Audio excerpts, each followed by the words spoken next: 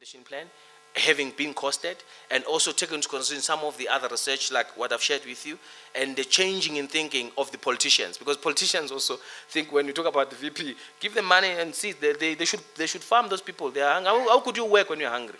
It doesn't make sense. But anyway, DPME and the Office of the Deputy President is leading this work. We are all supporting them.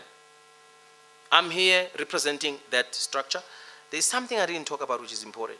This National Food and Nutrition Security Advisory Council or Committee, which is going to be chaired by the Deputy President and is part of the implementation plan resolution.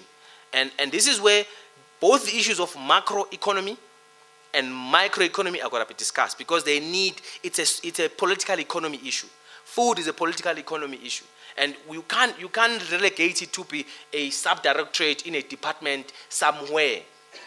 You're not going to deal with it if you think that fashion. You need to elevate its status to be at the level where it matters the most.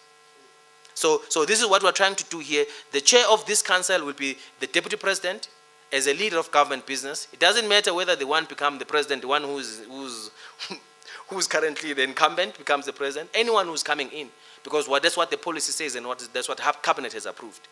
But we have contacted the one who is currently, and he is saying, when are you setting up the structure? Where is the standard operation procedure for the structure? I want to preside on it. It's a critical issue for South Africa. We can't be a big economy this size and have 14.1 increasing number of people having inadequate access to food. This is what we are trying to reverse. Very, very interesting picture. It's a picture for South Africa. This is South Africa. And this is the reality. People migrate from rural areas, leaving productive resources, land, irrigable land and whatever, and go and they are slumped within your urban settings. Chasing, and most of them now in the urban settings are unemployed and they are poor. And this is why when you look into urban vulnerability, you can't undermine the level of food insecurity that is within urban settings. It's massive. It's one of the key things, because people have migrated. Some of them have no skills. Some of them are just moving because they think there's hope in there.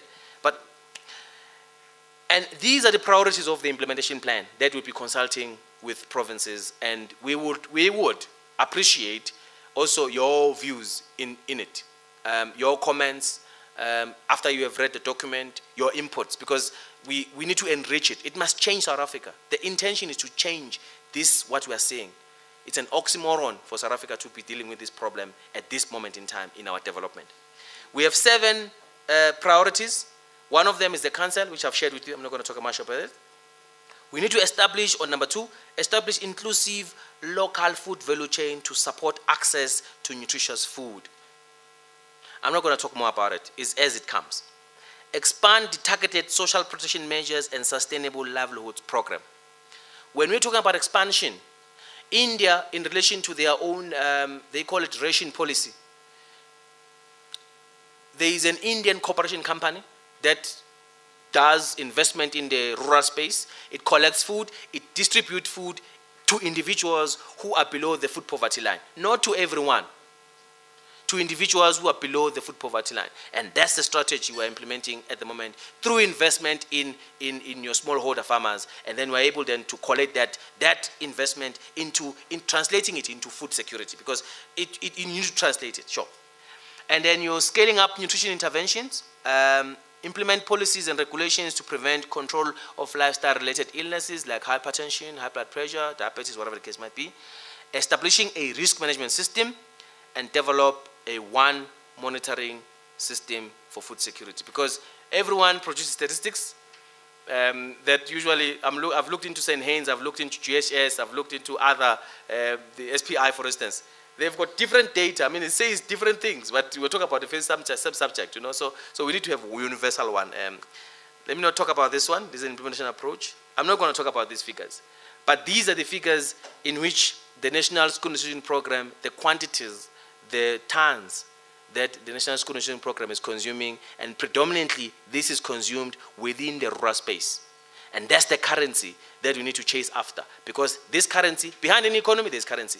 So you can print money, but if there is no currency, you know what happens. So this is what is the currency that is flowing within the rural economy in South Africa. And I just pull up one example of the arithmetic we've done.